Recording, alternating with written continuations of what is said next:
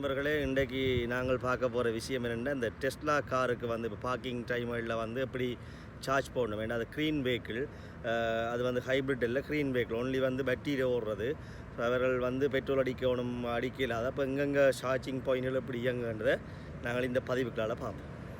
இதான் ஒரு அங்காடியில் வந்து டெஸ்லா காருக்குரிய சார்ஜிங் பாயிண்ட்ஸை வந்து ஒரு பெட்ரோல் ஸ்டேஷன் மாதிரி வச்சுருக்கிறோம். பாருங்க எவ்வளவு சார்ஜிங் பாயிண்ட் ஸ்டேஷன் இருக்குண்டு. இந்த டெஸ்லா கார் உங்களுக்கு தெரியும், ஃபுல்லாக பேட்டரியில் வேலை செய்கிற கார். அப்போ இதில் பெட்ரோல் செட்டுக்கு இருக்கிற மாதிரி இந்த இது இருக்குது. இது எடுத்துகிட்டு காரண்ட சார்ஜிங் பாயிண்ட்டுக்குள்ளே வந்து ஃபீட் பண்ண வேணும். ஆக்கள் கொஞ்சம் தேவையான ஆக்கள் சார்ஜ் தேவையான கொஞ்சம் நேரம் போடுவிடும்.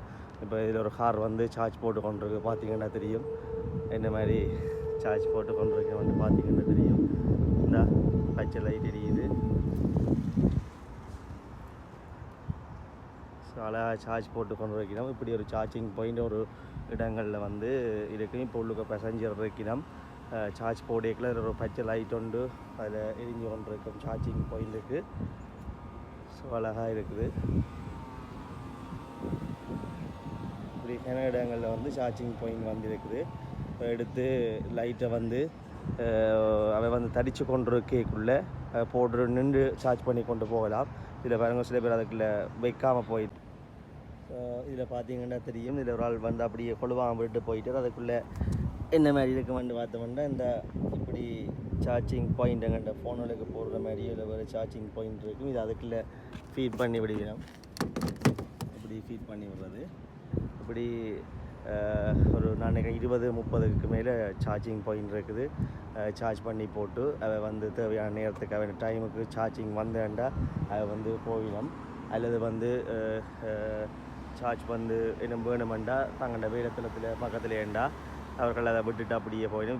இப்போ நான் நினைக்கிறேன், இப்போ ஒரு 8 கார் 10 கார்கிட்ட வந்து சார்ஜ் அந்த டைமுக்கு போட்டு கொண்டு வைக்கணும். ஸோ இப்படி தான் இங்கே வந்து சார்ஜிங் பாயிண்ட் ஒவ்வொரு இடங்களில் இருக்குது.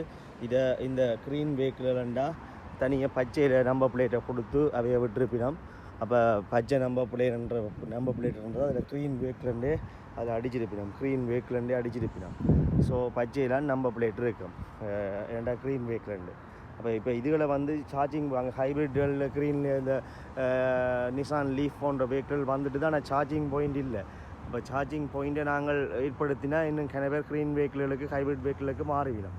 ஸோ இப்படியான விஷயங்களை நாங்கள் செய்ய வேணும். டெஸ்லா கார் விலை கூட ஆனால் வேறு மாடல்களில் இருக்கிற கார்களை வாங்கினாலும் இப்போ நிசான் லீஃப் கூட இலங்கை இருக்குது. ஆனால் சார்ஜிங் பாயிண்ட்டுகள் அடிக்கடி இல்லை, 300 கிலோமீட்டருக்காங்களே இல்லை. ஸோ அப்படியானதில் பெட்ரோல் செட்டுக்கு பக்கத்தில் ஸ்டேஷனில் உருவாக்கினால் கூட கண்ண பேர் அதுக்கு மாறிவிடும். ஓகே, இது ஒரு நல்ல விஷயம். இன்றைக்கு நாங்கள் ஒரு டெஸ்லா இந்த கார் சார்ஜிங் பாயிண்ட் ஸ்டேஷன் பார்த்துருக்கிறோம். மீண்டும் இன்னும் ஒரு நல்ல பதிவுகளால் பார்ப்போம். நன்றி, வணக்கம்.